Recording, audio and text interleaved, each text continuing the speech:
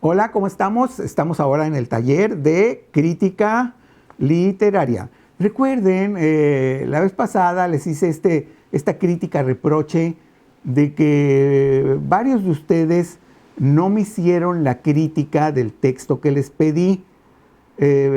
Algo que me sorprendió, porque la crítica no es otra cosa más que recabar información sobre el autor, el género, la época, hacer un recuento de todo eso y después dar tu opinión,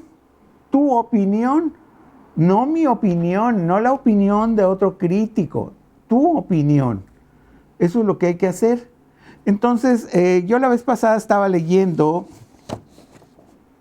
este texto que sé que ya lo tienen ahí en la computadora, porque me dijo Miss Paola que ya lo envió. Son dos. Ahorita voy a terminar que fue con el que me quedé. Me quedé donde está continuación de puntos a considerar. Este texto me gustó mucho por lo que les dije la vez pasada. De la mano los lleva a cómo deben de hacer una crítica. ¿En dónde te vas a detener y qué preguntas vas a hacer?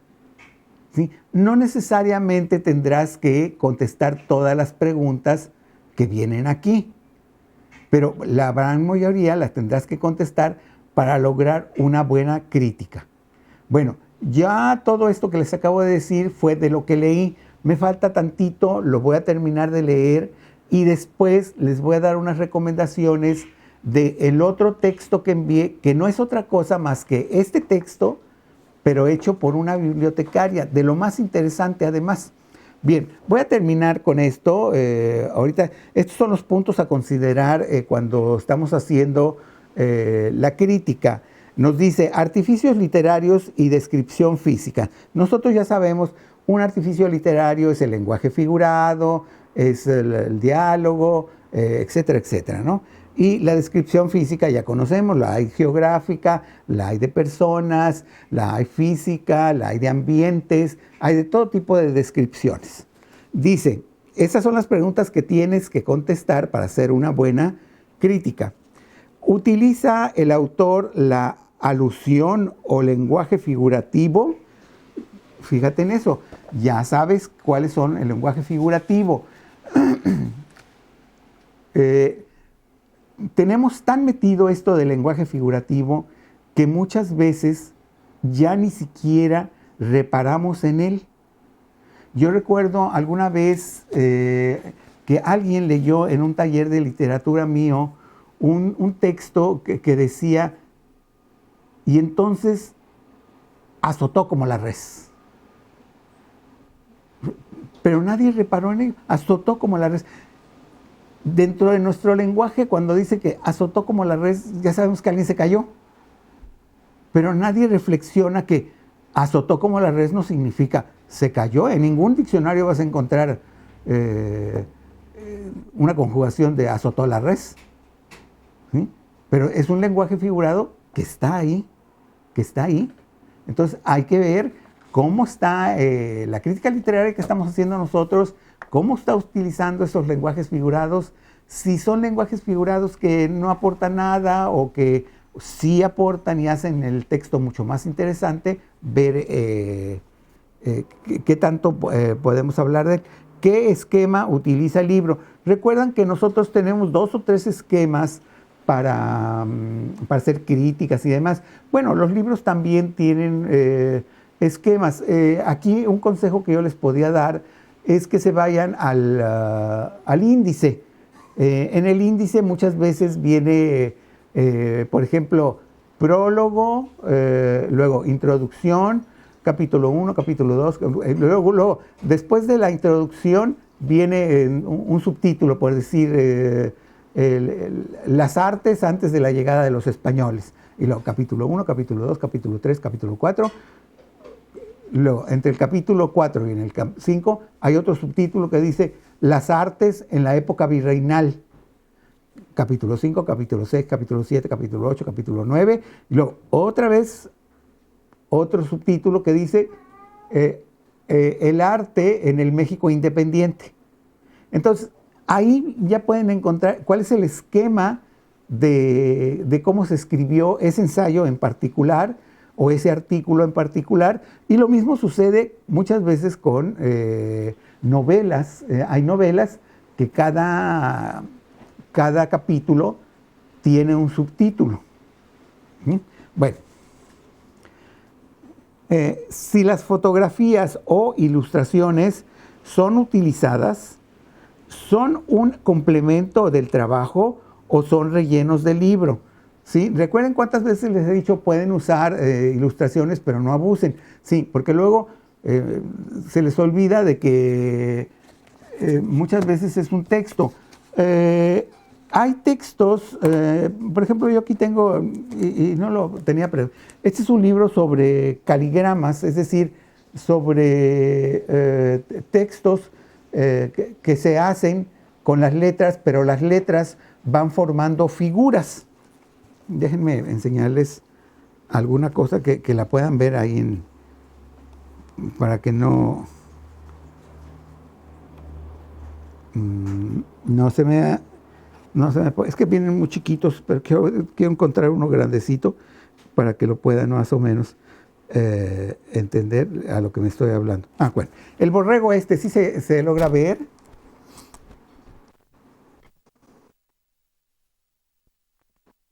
Borregado es un texto, ¿sí? Se llaman caligramas. Se le adjudica la invención a un poeta, un gran poeta, Apoliner. En realidad ya existían ejemplos desde los griegos, pero bueno, él lo perfeccionó y hay muchos poemas de él que los hizo en forma de caligrama que son muy interesantes. Bueno, ¿a qué voy con esto?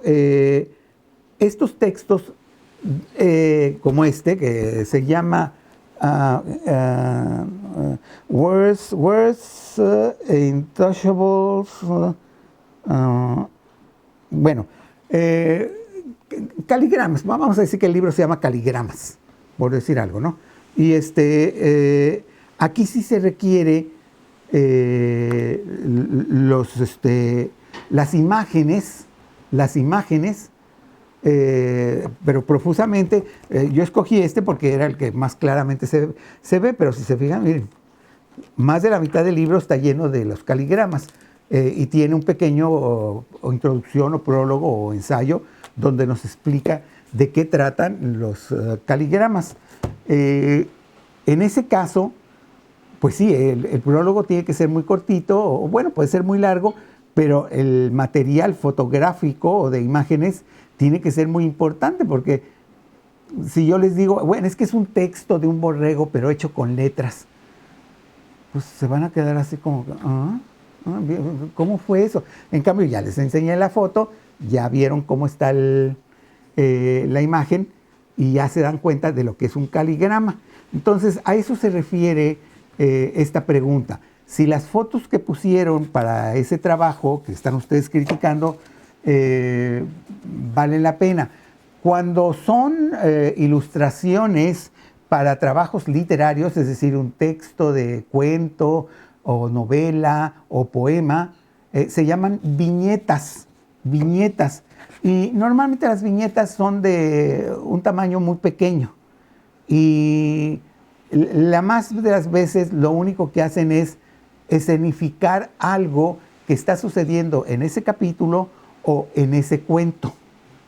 ¿Sí? Bueno, entonces hay que tener cuidado también con ese material y hacer nuestro trabajo. ¿Son complemento del trabajo o son rellenos del libro? ¿Sí? Porque pues nada más poner una florecita y esto, pues no.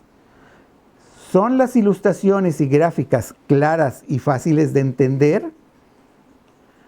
¿Contiene el trabajo una sobreabundancia de notas al calce, o sea, lo que se llama pie de página? Sí, hay muchos, eso ya es personal.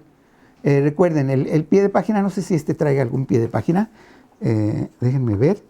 El pie de página es lo que va mero abajo de cualquier texto y nos remite a algún libro, no, pero no lo van a ver porque está muy clarito.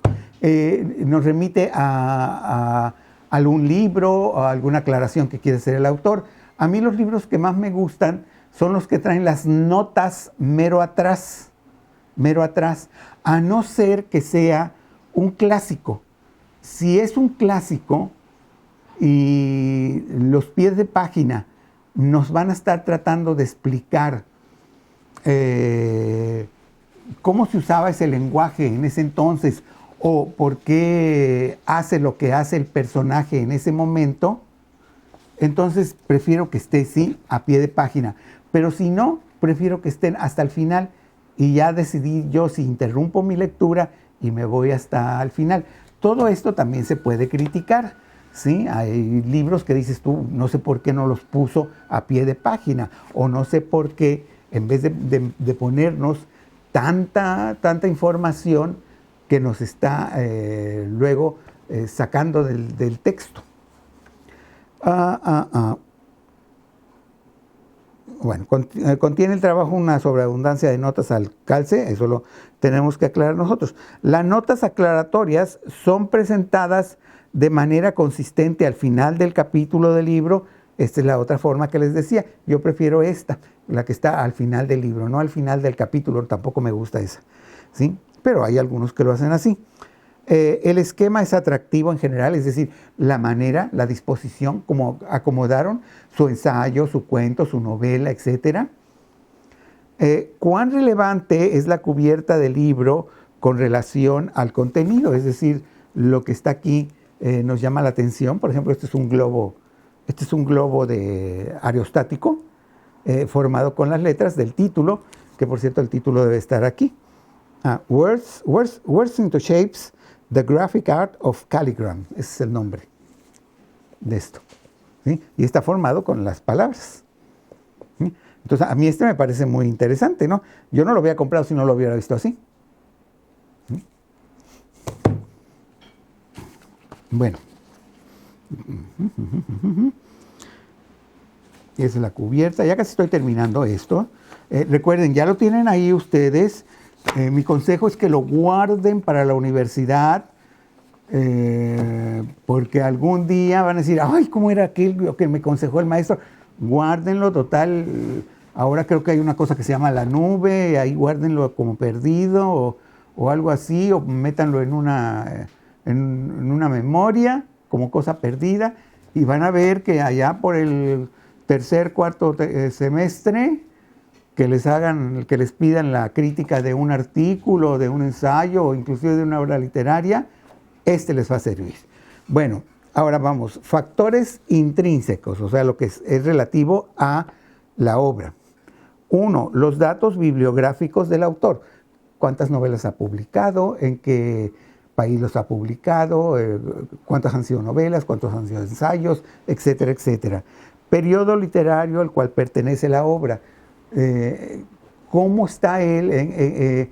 ¿Forma parte de algún grupo en particular de la literatura de ese país donde él publica? Intenciones del autor y calificaciones de con relación a tema tratado.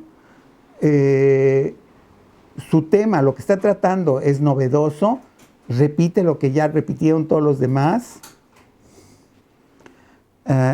Audiencia a la cual el autor escribe la obra. ¿A quién está dirigido? Es obvio que si tú vas a escribir un artículo sobre la porcelana, por decir algo, habrá un texto que estará dirigido a especialistas, pero tal vez haya personas que no sean especialistas y sean meros aficionados.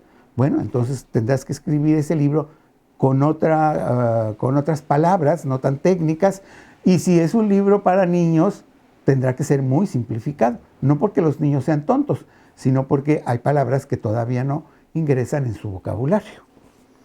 Bueno, luego, recomendaciones.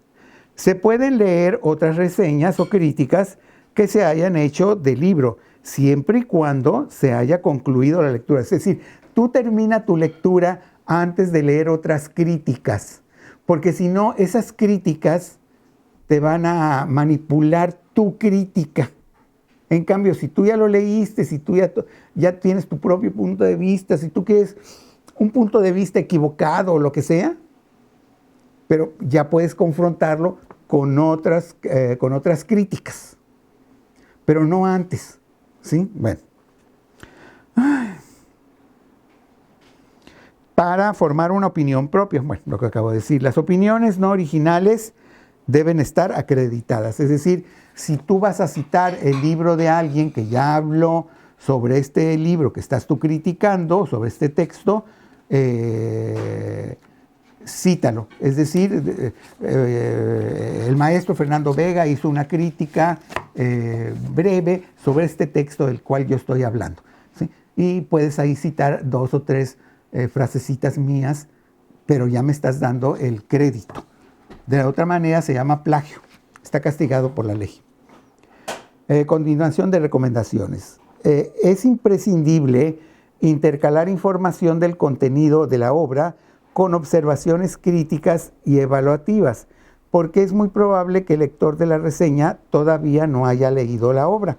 Es decir, tú vas a hacer tu crítica o tu reseña crítica, como le quieras llamar, cita un poco, por ejemplo, si dices, es que sus versos son de un ritmo extraordinario, cita 2 o 3 versos para que el lector que está leyendo tu crítica se dé cuenta de dónde está el ritmo y que ese ritmo le atraiga y entonces tenga ganas de ir a leer ese libro. Recuerden que muchas veces la reseña crítica no está leída por personas que ya leyeron el libro.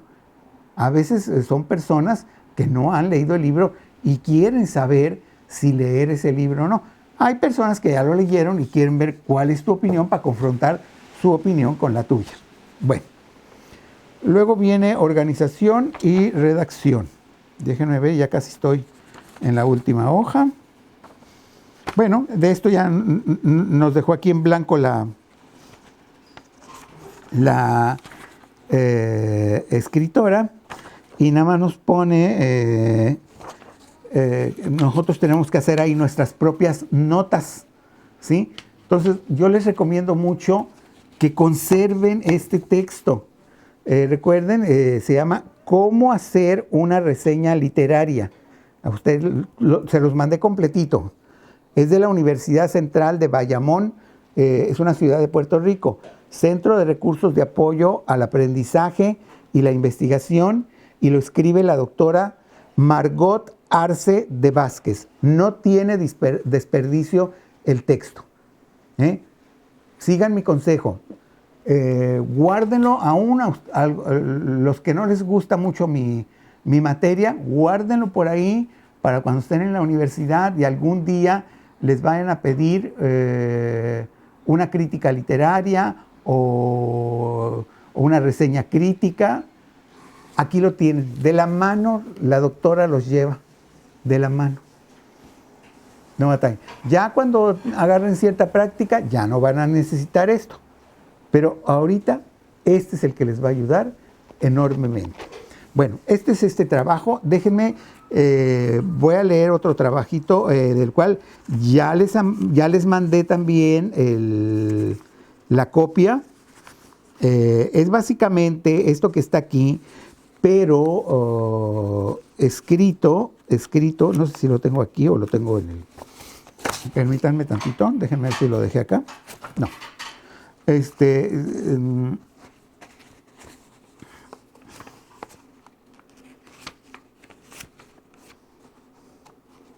Aquí lo tengo. Otra vez, cuando vayan a dar conferencias, asegúrense de poner todo en orden, ¿eh? Y no, esto lo estoy haciendo adrede, ¿eh? Sí, y numérenlo siempre, porque no hay nada peor que lleves 20 hojas y de repente en una de esas, ¡ay!, se te caen todas y ¡ay!, el desorden. ¿Y cuál era la 1? ¿Y cuál era la 7? ¿Y cuál era la 8? ¿Sí? Entonces, un número grandotote va acá. 1, 2, 3, 4, 5. Normalmente una conferencia te la echas en unos 16, 20 páginas. Bueno. Este otro texto, que es todo manuscrito, es prácticamente lo que les leí acá, nada más que aquí está más comprimido, más comprimido. Este se llama ¿Qué es una reseña literaria? Nada más voy a leer esta parte de aquí arriba y luego voy a más o menos a hablar de lo que está abajo. Nos dice, porque esto es importante, inclusive tómenlo como si fuera una definición, es decir, que la puedo preguntar en el examen. Una reseña literaria es una presentación oral o escrita de la opinión de un crítico sobre una obra justificada con hechos o incidentes específicos, es decir, pasajes. Cuando tú pones lo que les dije, su poesía es muy rítmica y pones como ejemplo varios versos, bueno, ya estás ahí mostrando qué es lo que te pareció que es muy rítmico, con pasajes de la pieza en cuestión. Su propósito principal es dejar saber si vale la pena leer el libro que está en discusión, independientemente si el lector ha leído la obra. El autor de la reseña debe incluir alguna información sobre el contenido, sin olvidar nunca que el objetivo de la reseña es una presentación de la opinión del crítico literario, es decir, tuya. La gente compró ese artículo o está leyendo ese artículo en el periódico, en una revista, porque tal vez tú ya tienes cierta fama como crítico literario o crítico de arte o crítico de lo que sea, crítico de teatro, etcétera, etcétera. La reseña no debe confundirse con un reporte, eso es otra cosa. Un reporte es aquello que trae solamente los detalles duros y que te permite irte al Wikipedia o a la enciclopedia que tienes ahí o a un libro especializado y sacar todas las notas. Recuerden, hay que dar las fuentes para que no te acusen de plagio. Y nada más pones ahí, fulanito de tal, nació en tal ciudad, se especializó en esto, estudió en tal lugar, datos tomados de la enciclopedia tamaulipeca de los grandes escritores, por decir algo, ¿sí? Y así estamos ahí, y ya nos quitamos el peligro de que alguien nos vaya a demandar por un plagio. Un reporte es completamente comprensivo, es decir, aquí no hay nada subjetivo, no hay subjetivo. Creo que nació en China allá por 1900, no. ¿En dónde nació y en qué año? Sí, si puedes poner, no se sabe con exactitud cuál fue el año en que nació, pero si tú vas a poner al principio una reseña de sus datos biográficos, pon todo lo que encuentres que sea dato duro, que sea comprobable. Comprensivo, se limita a una presentación totalmente objetiva de hechos, título, autor, género, precio del libro, si es que es un libro, datos relacionados con la publicación, si es un periódico, condiciones bajo las cuales la obra fue producida, o mejor es una obra presentada especialmente para el Festival Cervantino de Guanajuato de este año, que tenía como tema la porcelana, y entonces tú estás haciendo una crítica a un libro de la porcelana y por eso se publicó este libro. Construcción de los hechos, ilustraciones presentadas, etcétera, etcétera, etcétera. Ya todo eso lo vimos en el otro texto que fue que también lo tiene. Bueno, actos seguidos viene preparación para hacer una reseña literaria. No les voy a leer todo esto porque es básicamente lo mismo que viene aquí. Por ejemplo, dice, evitar leer resúmenes, leer solamente cuando se está alerta y dispuesta, es decir, que estés, si libro no es propio, mantener hojas de... esto es interesante. Mi consejo, si alguna vez les piden una crítica, ya sea de un trabajo, de un ensayo, pues porque sé que muchos de ustedes van a estudiar cosas relativas a las ciencias exactas, fotocopien el artículo y hagan 2 copias por lo menos. Una que la van a tener aquí y la otra que es, mientras están leyendo esta copia, acá en la otra van a estar ustedes apuntando algunos comentarios al margen. al margen. Mi consejo es que lo hagan aquí al margen de donde están haciendo el comentario. Si ya no les cupo aquí, hagan una flechita y indican. ¿Por qué? Porque cuando van a redactar su trabajo, no todo lo que apuntaron aquí lo van a vaciar en el texto. Entonces, ustedes van a tomar lo que vean relevante ya en el momento de redactar su crítica literaria. Entonces, un buen consejo es sacar la fotocopia de esa obra. Si es una obra de un libro que son 500 páginas, pues no vas a fotocopiar las 500 páginas. Entonces, cómprate un cuadernito como estos, ¿sí? Y tenlo aquí a la mano y aquí pones página tal, el autor comete aquí un arcaísmo al decir que la luz se fue cuando estábamos apenas en el siglo XVIII. Por decir algo, estoy diciendo una tontería, ¿no? Pero para que me entiendan a qué me refiero. Y entonces en el cuadernito seguramente vas a llenar ahí 50, 60 entradas que cuando vas a hacer tu reseña te va a servir mucho para ver qué tomas y qué dejas por un lado. Muchas veces algunas cosas que quieres criticar no tienen mayor importancia, entonces no las vas a citar. Luego, más abajo dice, los elementos expuestos a continuación se deben de tener en cuenta en el arreglo para la redacción de una reseña. Vuelve a lo mismo que está aquí, nada más les voy a leer lo que está subrayado: el punto de vista, el título y el prólogo, la organización, el estilo, y aquí vienen, en algunos casos se repiten inclusive, las preguntas que sugieren para una crítica literaria. ¿Sí? Crítica literaria o crítica puede ser un artículo de matemáticas, por ejemplo. Estoy pensando que están en ingeniería o que están en matemáticas en la universidad.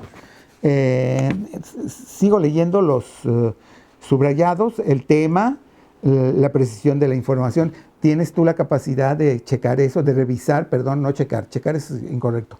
Precisión de la información. ¿Tienes tú esa capacidad? Es decir, a lo mejor tus conocimientos son profesionales y tú puedes hacer una crítica, o sea, a alguien que está presentando un artículo sobre cómo hacer un puente, y tú ahí sí puedes hablar muy bien, o puedes citar a algún autor que es un referente sobre cómo se hacen los puentes, y entonces dar el crédito e incluirlo en tu crítica. Artificios literarios y descripción física. Ya lo tenemos muy estudiado. Los artificios literarios, recuerden, son el lenguaje figurado, los adjetivos, los adverbios, hipérbole, etcétera, etcétera. Todo eso que estamos viendo y que los utiliza el escritor. Hay que ver, los usa en demasía, enriquecen el texto o no lo enriquecen, sirven para algo o no sirven para nada. En fin, eso será tu opinión. Por eso les digo, me sorprendió que no hicieran esa parte del examen, porque eran 20 puntos y prácticamente era un regalo. Bueno. Bueno, esto ya ustedes lo leen, no dice más que todo eso que acabamos de leer es importante. Y luego nos viene aquí a organización y redacción de la reseña. Sí, o sea, lo que es la disposición de cómo vas a hacer tu trabajo.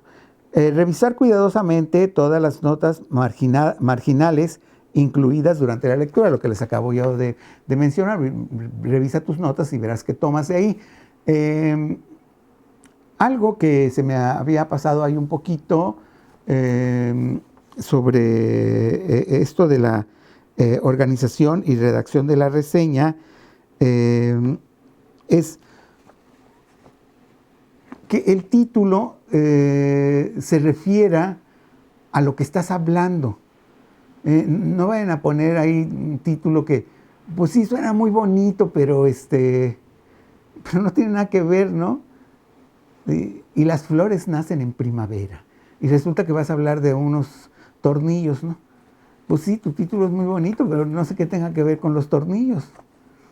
¿Sí? Ahora, si hay una flor que se llama tornillo, bueno, pues a lo mejor tal vez por ahí puedas hablar de eso, ¿no? Bueno, revisar cuidadosamente todas las notas marginales. Otra cosa que se me ha pasado decir, que es muy importante, que ya cuando termines de redactar tu obra literaria, tu obra crítica, revises. Recuerden lo que les dije la vez pasada, déjenlo descansar ahí por lo menos de un día para otro, ¿sí? No lo revisen inmediatamente, déjenlo para el día siguiente, lo vuelven a leer, ¿sí? A ver qué encuentran. Inclusive, ya si ven que no son muy buenos para revisar borradores, pídanle que alguien lo lea, o ustedes mismos léanselo a alguien y a ver qué opinión les da ese alguien. Aunque mi consejo es mejor que el otro lo lea y que tú estés viendo, escuchando, mejor dicho, escuchando qué es lo que estás haciendo. Muchas veces no te das cuenta, pero tienes plagado tu texto de para, sion, va, y no te has dado cuenta hasta que no lo oyes en la voz de otro. Bueno, formar una hipótesis, bueno, ya todo esto ya es de lo que hemos hablado, comenzar a bosquejar las ideas, ese es el borrador, revisar, cuando pones contundencias, cuando dices, el escritor está equivocado de esto, tienes que poner ahí, porque no se trata que a ti te parezca que está equivocado, no, está equivocado porque está probado por Vega, Sánchez y González, que en sus artículos y en sus pruebas de taller, esa combinación no funciona. Eso es una prueba, ¿sí? Pero me parece que está equivocado. No, pues me parece que está equivocado. Pues no, eso no es prueba de nada, ¿sí? Bueno, esto es un poquito polémico. Dice, al comenzar a redactar la reseña, seguir el bosquejo sin hacer cambios. No, yo ahí sí no aconsejo eso. Si tú sientes que hay que hacer algún cambio, normalmente no son cambios medulares, es decir, muy importantes, sino tal vez algún cambio muy leve, pero que va a mejorar tu borrador y entonces lo vas a incluir en tu trabajo final. Proveer atención, intercalar comentarios del contenido. Bueno, todo esto ya lo vimos allá. ¿Sí? Esto tampoco estoy muy de acuerdo, pero bueno. Dice, escribir una conclusión fuerte y dinámica, pues claro, es obvio, sin términos inciertos y con mucha lógica. Nunca usar frases como en conclusión o en suma para iniciar el párrafo final, ni tampoco utilizar el fin o final para terminar la redacción. Ella lo sugiere, es una escritora, ella lo sugiere tal vez porque sí, ya es algo muy manido, es decir, es algo que ya lo has oído mucho. Pero si lo pones así, bueno, no, si tu final es muy bueno, va a seguir siendo bueno. Pero si quitas esto que ella está aconsejando, bueno, sería tal vez mejor, porque te digo, ya es algo que ya muchos lo han puesto así y como que no ayuda. Y muchas veces también de alguna manera manipulas a tu lector para que entienda eso como una conclusión. Y no, déjale que tu lector piense a ver si eso efectivamente es el final o ahí es el comienzo de alguna otra discusión sobre esa crítica que tú hiciste. Bueno, aquí vienen consejos técnicos, ya no los voy a revisar, no los voy a leer. Esto ya se los dije, si hay abundancia de correcciones. Dice, si no hay abundancia de correcciones, no dudar en volver a pasar en limpio. Lo que les dije. Si en un segundo borrador sigues cometiendo errores, haces un tercero y haces un cuarto. No hay ningún problema. Conocemos cantidad de obras, de grandes obras escritas por científicos, por escritores de literatura, que han hecho hasta 5, 6, 7 borradores hasta que han quedado satisfechos. Y dice, dice ejemplo de una reseña aquí. Es que lo saqué obvio de la computadora, pero si quieren irse a ese ejemplo, pues nada más tienen que buscar en YouTube qué es una reseña literaria y van a encontrar esto y aquí viene, aquí le vas a dar el clic en aquí, allá no, obviamente aquí, les va a salir una reseña, pero ya hecha. ¿Sí? ¿En quién se basó este trabajo? Lo que les dije, aquí hay un pie de página. Se basó en el trabajo de un escritor o escritora, H. Telteibaum, que escribió en el 2002 y se llama How to Write Book Reports, en la 4ª edición. Es importante siempre citar cuál es la edición, porque muchas veces la 4ª edición tiene cosas que la 1ª edición no tuvo, o inclusive hay cosas que de la 1ª edición el autor o la autora quitó y ya no las puso en la 4ª. Y viene aquí, publicada en Nueva York por la editorial Arco. ¿Sí? Entonces, todo este trabajo fue preparado por María I. Villamil, que es la bibliotecaria de algo que se llama CAI, que no sé qué es, pero es el recinto de Bayamón, que sigue siendo la misma ciudad de Puerto Rico que les dije, y lo revisó todavía en el 2008 y en el 2011, y tiene un copyright, o sea que no, tampoco puede uno andar ahí publicándolo por todos lados.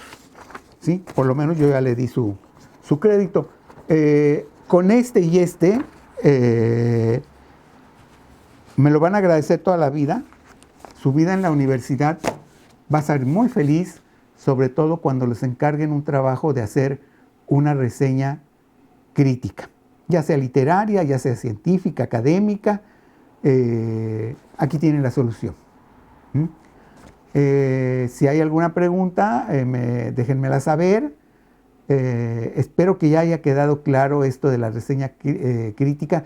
No es tan difícil. Léanlo, por favor, despacito. Acuérdense de leer sin distracciones. Separen por ahí una media horita y nada más enfóquense en leer esto. Si sienten que les resulta más fácil tomar notas, tomen notas, no hay ningún problema. Si sienten que leerlo en voz alta se les queda mejor, léanlo en voz alta, no hay problema. El problema es cuando no entendieron, es de la comprensión. Entonces, espero que les haya sido de utilidad este programa y nos vemos la próxima vez. Hasta luego.